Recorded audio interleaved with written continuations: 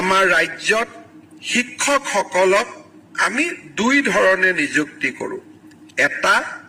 চৰকাৰত আমি পোনপটীয়াকৈ নিযুক্তি কৰোঁ, আনহাতে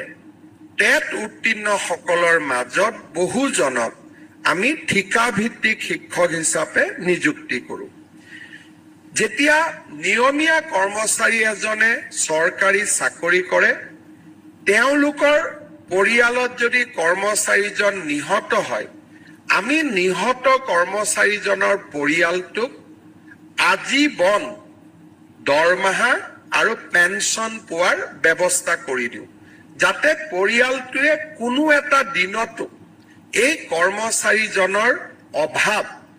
আৰ্থিকভাৱে অনুভৱ কৰিবলগীয়া নহয়। সৰ্বশিক্ষা অভিযানত তেনে ব্যৱস্থা নাই, আৰু সেয়েহে যোৱা বছৰত কৰ্মৰত অৱস্থাত নিহত হোৱা 103 গৰাকী পৰলোকগত কৰ্মচাৰী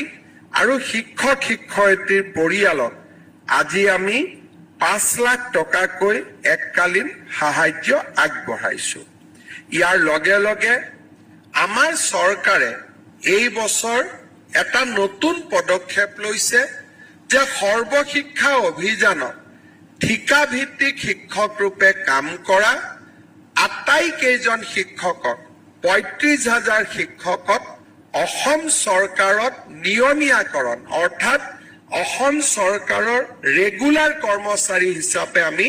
নিযুক্তিৰ বাবে প্ৰক্ৰিয়া আগুৱাই লৈ গৈছো। এই 35,000 শিক্ষক শিক্ষয়িত্ৰীৰ চাকৰি আমি যেতিয়া নিয়মীয়া কৰিম,